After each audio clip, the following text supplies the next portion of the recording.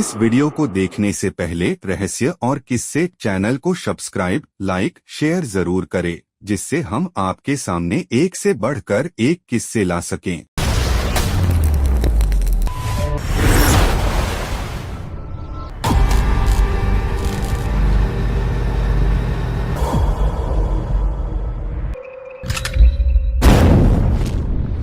हमारे इतिहास में एक से बढ़कर वीर योद्धाओं ने अपनी वीरता का परचम लहराए हैं। ऐसे वीर योद्धाओं की शौर्य और वीरता को देखते हुए कुछ सामाजिक लोगों ने उन्हें इष्ट देव की तरह पूजने भी लगे। राजा सलहेश ऐसे वीर योद्धाओं में से एक थे। नेपाल की तराई में स्थित महिसौथा नाम का गांव में दुसाध जाति के एक महात्मा थे। उनका नाम था वाक मुनि। वे 12 वर्ष की कठोर तपस्या में लीन थे। इसी दौरान इंद्रलोक से मायावती नाम की एक अप्सरा फूल लोढ़ने के लिए महिसौथा आई। फूल लोढ़ने के क्रम में उनकी नजर साधना में लीन वाक मुनि पर पड़ी और उनके सुंदर रूप को देखकर मोहित हो गई। मायावती ने अपनी सुंदरता और कामरत हाव भाव से वाक मुनि की तपस्या भंग कर दी। तपस्या भंग होने से क्रोधित वाक मुनि ने मायावती को श्राप दिया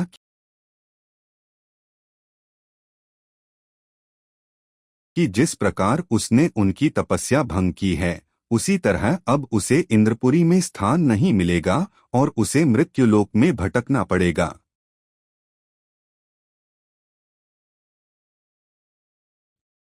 मुनि के श्राप को सुनकर मायावती विलाप करते हुए उनसे क्षमा याचना करने लगती है।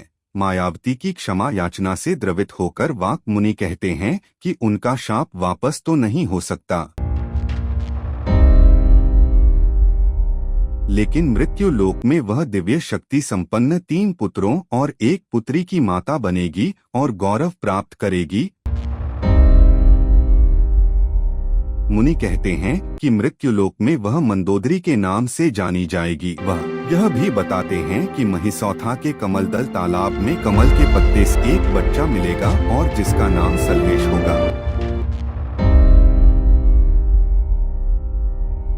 बड़ा होकर वह दैवी शक्ति से संपन्न राजा बनेगा। उसका बड़ा नाम होगा। कलयुग में भी लोग उसकी पूजा करेंगे।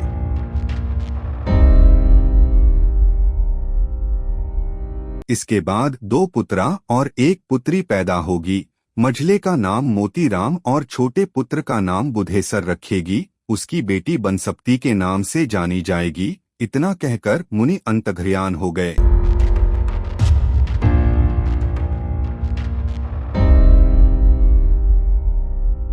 तत्पश्चात इंद्रलोक की अप्सरा मायावती मृत्युलोक में मंदोदरी बनी। मंदोदरी को महिसौथा के कमलदल तालाब में पुराइन के पत्ते पर एक बच्चा मिला। यही बच्चा सलहेश हुए। कालक्रम में मंदोदरी ने 2 लड़के और 1 लड़की को जन्म दिया। मुनि के कथनानुसार मंझले का नाम मोतीराम, छोटे का बुधेसर और लड़की का नाम बनसप्ती हुआ। तीनों भाई बाद में बड़े योद्धा हुए। बनसप्ती तंत्र विद्या में पारंगत होकर जादूगरनी बन गई। कहा जाता है कि वह 6 मास आगे पीछे सब कुछ जानती थी। बनसप्ती का प्रेम विवाह सतखोलिया के राजा शैनी से हुआ। इससे उसे 1 पुत्रा पैदा हुआ जिसका नाम करिकन्हा रखा गया। वह स्वभाव से बड़ा ही उदंड था। सलहेश जब 12 वर्ष के हुए तब मंदोदरी को उनके विवाह की चिंता होने लगी। तब तक सलहेश ने महिसौथा में अपना विशाल राज्य स्थापित कर लिया। उसके राज्य का विस्तार हो गया। सलहेश के विवाह के लिए योग्य लड़की की तलाश होने लगी। पंडित और नारी अनेक राज्यों में घूम घूम कर योग्य कन्या की तलाश करने लगे, लेकिन सलहेश के योग्य कोई लड़की नहीं मिली। आखिर में मंदोदरी ने पंडित और नारी को बुलाकर कहा कि बराटपुर के राजा बराट की एक पुत्री है, बड़ी ही सुशील और संस्कार वाली। उसका नाम है सामरवती। जन्म लेते ही उसने प्रतिज्ञा कर रखी है कि वह यदि विवाह करेगी तो महिसौथा गढ़ के राजा सलहेश से, नहीं तो आजन्म कुंवारी ही रहेगी। पूजन हेतु मंदोदरी का पत्र लेकर चंदेसर नारी महिसौथा से बराटपुर प्रस्थान करता है। बराट जाति से क्षत्रिय थे और स्वभाव से अत्यंत कठोर। नारी से विवाह संबंधी प्रस्ताव का पत्र पढ़ते ही वह आगबबूला हो गए और चंदेसर नाई को जेल में डलवा दिया।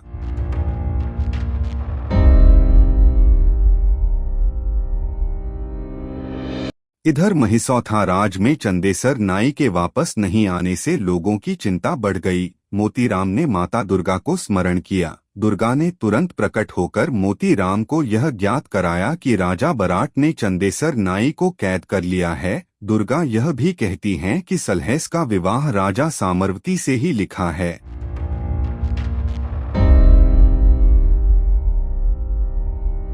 चंदेसर नाई को छुड़ाने और बराटराज की पुत्री से सलहेस के विवाह हेतु मोतीराम अपने भांजे करिकन्हा के साथ बराटपुर प्रस्थान करते हैं। रास्ते में मोतीराम को एक साथ 700 घसवाहिनियां मिली। ये सब जादूगरनियां थी। ये मोतीराम का काफी परेशान करती हैं। हालांकि मोतीराम अंततः सबको अपने वश में कर लेता है। मोतीराम और करिकन्हा की शक्ति के आगे खुद को निर्बल पाकर राजा बराट आत्मसमर्पण कर देता है और सलहेस और सामरवती के विवाह का प्रस्ताव स्वीकार कर लेता है। इसके पश्चात विवाह बारात के साथ बराटनगर आने के लिए मोतीराम करिकन्हा और चंदेसर नाई महिसौथा लौटते हैं।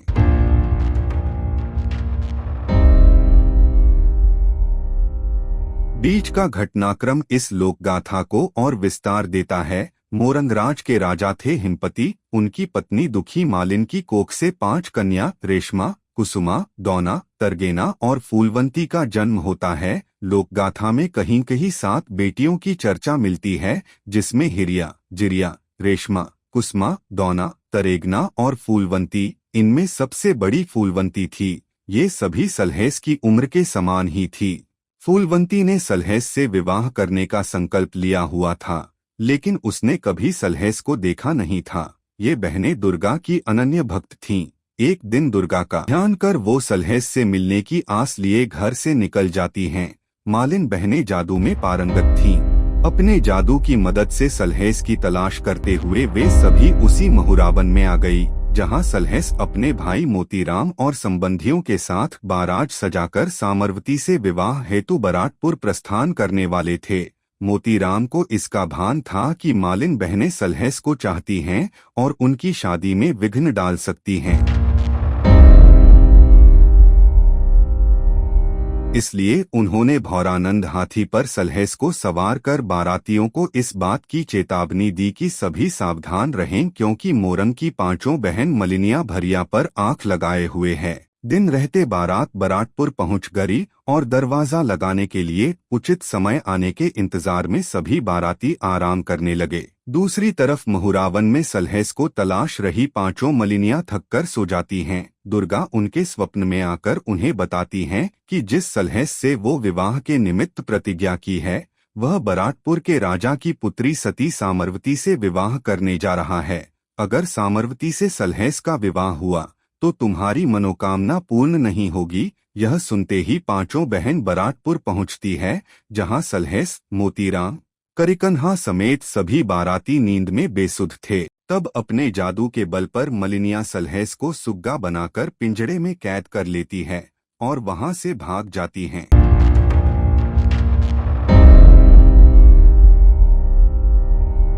जब बारातियों की नींद खुलती है, तब सलहेस को भौरानंद हाथी पर न पाकर तरह तरह की चर्चा होने लगी। मोतीराम तब दुर्गा का स्मरण करते हैं। दुर्गा उन्हें बताती हैं कि 5 मलिनिया सलहेस को लेकर ठेंगटी गांव पहुंच गई है। मलिनिया सलहेस को खीर बनाकर बरगद के घोंघड़ में रखे हुई है और स्वयं नटिन के वेश में बैठी हुई है। मोतीराम मलिनिया के पास पहुंच जाते हैं और उनसे सलहेस के बारे में पूछते हैं। मलिनिया सलहेस को लेकर अनभिज्ञता जाहिर करती है, लेकिन मोतीराम का उग्र रूप देखकर मारपीट के डर से सलहेस को उसके असली रूप में लाकर उसके हवाले कर देती हैं। इसके बाद मोतीराम सलहेस के साथ बराटपुर आते हैं और राजा बराट की पुत्री सामरवती से उनका विवाह होता है। मालिनिया जादू के बल पर एक बार फिर सलहेस को चुरा लेती हैं। जब विवाह की रात वो अपने कोहबर घर में जाते हैं, लेकिन सामरवती उन्हें यह विश्वास दिलाती है कि सलहेस जैसे उनके पति हैं, वैसे ही मालिनों के भी पति हैं। सामरवती कहती है कि मायके से अपने ससुराल महिसौथा जाने के तुरंत बाद वो सलहेस को उनके पास मोरंग भेज देगी। सामर्वती के ऐसा विश्वास दिलाने के बाद पांचों बहनों ने सलहेस को असली रूप में लाकर उन्हें सामर्वती को सौंप देती है। सलहेस को जब यह पता चलता है कि सामर्वती ने मालिन्या को क्या वचन दिया है, तब वह उत्तराखंड राज के राजा भीमसेन के यहाँ नौकरी करने चले जाते हैं। सलहेस के महिसौथागढ़ से जाने से वहां उदासी छा जाती है। एक दिन राजा भीमसेन के राज में नौकरी करते हुए फुर्सत के समय में सलहेस कदम गाछ के नीचे बांसुरी बजा रहे थे कि पेड़ पर बैठा एक सुग्गा सीताराम सीताराम करने लगा। वे उस सुग्गे को पहचान जाते हैं। वह महिसौथा का उनका प्यारा सुग्गा हीरामन था। हीरामन उड़कर सलहेस के पास पहुंचता है और वह महिसौथागढ़ का सारा हाल सुनाता है। हीरामन कहता है कि उनके वियोग में मां भारी सामर्वती और महिसौथा का बुरा हाल है। इतना सुनकर सलहेस वापस महिसौथा आ जाते हैं। इसके बाद बंगाल के तीसीपुर के क्षत्रिय राजा की बेटी कुसुमावती से मोतीराम और श्यामलगढ़ के राजा श्याम सिंह की पुत्री श्यामलवती से बुधेसर का विवाह होता है। इस अंतरजातीय विवाह में संघर्ष, जादूटोना और दावपेंच सलहेस लोक गाथा या नाच को रोमांचित भी करता है और उसे लोकप्रियता भी प्रदान करता है। सामंती समाज व्यवस्था में जातिगत आधार पर जो द्वंद्व था वह इस लोक गाथा में स्पष्ट दृष्टिगोचर होता है। यह लोक गाथा उस समय मोड़ लेती है जब सलहेस की पत्नी सामर्वती पांचों बहन मलिनिया को दिए अपने वचन की याद दिलाते हुए अपने स्वामी सलहेस से कहती है कि उन्हें उनके वचन का मान रखने के लिए मोरंग जाकर उनसे मिलना चाहिए। वह कहती है कि जिस रात मेरे कोहबर से आपको चुरा लिया गया था उस दिन इसी शर्त पर मालिन से मैं आपको मांग लाई थी कि गौना के बाद मैं आपको उन्हें सौंप दूंगी। मैं वचन हार चुकी हूँ, इसलिए आप वह वचन पूरा कीजिए। इसी बात पर सलहेस मोरंग के लिए प्रस्थान करते हैं। सलहेस के साथ उनका प्यारा हीरामन सुग्गा भी मोरंग जाता है जो भूत भविष्य सब जानता है। मोरंग पहुंचकर वो परबा पोखर पर वे ठहर जाते हैं। यहाँ देवी दुर्गा फिर एक बार करिश्मा करती है। एक पहर रात रहते दुर्गा भोर होने का आभास कराकर फूलवंती को पोखर में स्नान कराने के लिए भेज देती है। दुर्गा के प्रभाव से ही इधर हीरामन की सलाह पर सलहेस पोखर में भरपूर मात्रा में सिंदूर डालकर एक किनारे बैठ जाते हैं। जो ही फूलवंती पोखर में प्रवेश कर पानी छींटा मुंह पर देती है कि संपूर्ण माथा सिंदूर के रंग से लाल हो जाता है। इसके बाद हंगामा मच जाता है कि किसी ने छल से फूलवंती की मांग में सिंदूर डाल दिया है। यह बात फूलवंती के पिता राजा हिमपति तक पहुंच जाता है। फूलवंती पंडित की वेशभूषा में बैठे सलहेस को नहीं पहचान पाती है और राजा के सिपाही सलहेस को गिरफ्तार कर जेल में डाल देते हैं। देवी दुर्गा के प्रभाव से हीरामन महिसौथा लौट आता है और सबको यह सूचना देता है कि मोरंगराज हिमपति ने सलहेस को कैद कर लिया है। तब मोतीराम अपने भांजे करिकन्हा के साथ मोरंग पहुंचते हैं। वहां मोतीराम और हिमपति के पुत्र करण सिंह के बीच घोर युद्ध होता है जिसमें करण सिंह मारा जाता है। उसके बाद हिमपति स्वयं युद्ध के लिए आता है लेकिन वह पराजित होता है। इससे पहले कि मोतीराम के हाथों हिमपति अपनी जान जाती, फूलवंती वहां पहुंच जाती है और मोतीराम से कहती है कि वह उसका देवर है।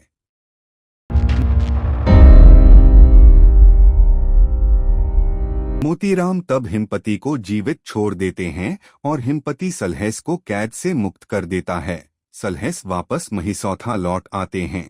मोरंगराज से सलहेस के चले जाने के बाद विरह में तड़पती मालिन बहनें भी बाद में महिसौथा चली आती हैं। वहां वह दुर्गा का ध्यान करती हैं और उनसे कहती है कि वो किसी तरह से सलहेस का दर्शन करवा दे। मालिन बहनें रेशमा, कुसमा, दौना, तरेगना और फूलवंती दुर्गा के समक्ष यह संकल्प लेती हैं कि अगर उन्हें सलहेस को दर्शन नहीं हुए तो वे एक साथ विष खाकर जान दे देंगी। इस पर दुर्गा उन्हें मानिकदह पोखर पर जाकर इंतजार करने के लिए कहती हैं और फिर सलहेस को भी उस पोखर पर आने के लिए प्रेरित करती है।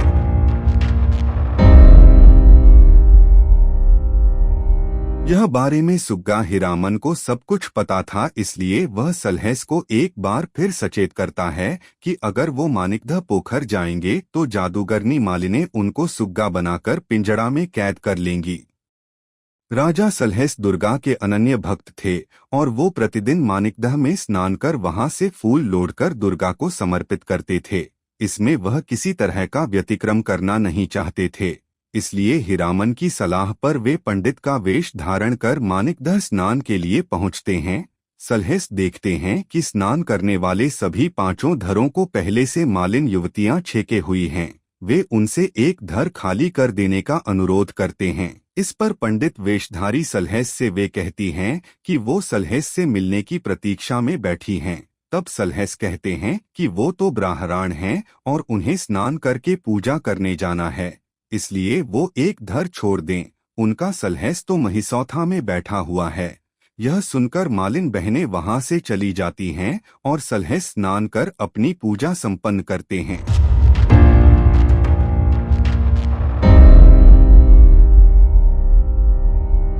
पांचों बहनों को लगता है कि दुर्गा ने उन्हें ठगा है, इसलिए वो उन्हें बुरा भला कहती हैं। तब दुर्गा सलहेस का भेद खोल देती हैं और कहती हैं जिस पंडित के लिए उन्होंने मानिकदह का धर छोड़ा था, दरअसल वो सलहेस ही थे। दुर्गा मालिनों को यह भी बताती हैं कि सलहेस इसके बाद चंद्रग्रहण के अवसर पर मानिकदह में स्नान के लिए आएंगे, तब वह उनसे मिल सकती है।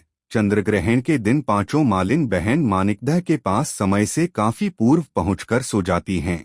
जब सलहेस वहां स्नान के लिए आती हैं, तब दुर्गा के प्रभाव से मालिन बहनों की नींद टूट जाती है और उन्हें सलहेस के दर्शन होते हैं। इन पांच बहनों का सलहेस से चिर प्रतीक्षित मिलन इस लोक गाथा का सर्वाधिक कारुणिक पक्ष माना जाता है। बहरहाल सलहेस से मुकालात के दौरान जब पांचों बहनें यह कहती हैं कि आपसे विवाह की प्रतीक्षा में मैंने माँ बाप को छोड़ दिया, मोरन में विवाह के लिए बने मंडप को ठुकराया, सखी सहेलियों की बातें नहीं मानी और अपने पिता के घर को लात मारकर चली आई, अब मेरा वयस भी बीत चुका है, बाल पक गए, दांत टूट चुके हैं, अब मेरी जिंदगी का क्या होगा, हमारा नाम कैसे चलेगा, अरे निर्मोही मेरी आस तो पूरी कर दो।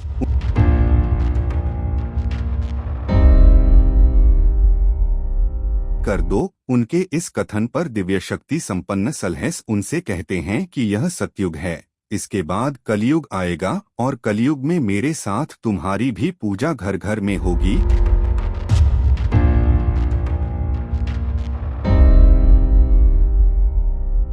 मेरे दाहिने भाग में भारी मोतीराम और साथ में बुधेसर रहेगा, तुम हमारे बाएं भाग में रहोगी और इसी रूप में लोग हमारी पूजा करेंगे।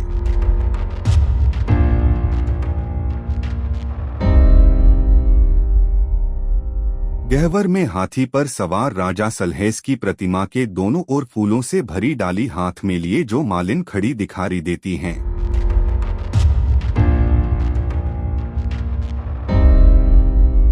वह वही मालिन है।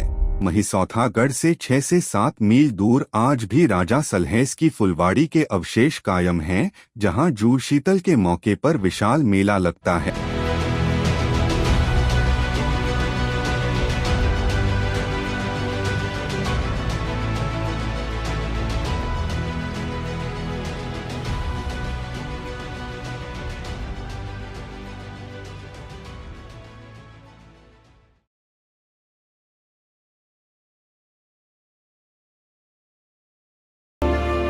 दोस्तों, आज की कहानी कैसी लगी? ऐसी ही क्राइम और रोचक किस्से लेकर हाजिर रहूंगा, जिसके लिए रहस्य और किस्से चैनल को सब्सक्राइब, लाइक, शेयर जरूर करें। धन्यवाद।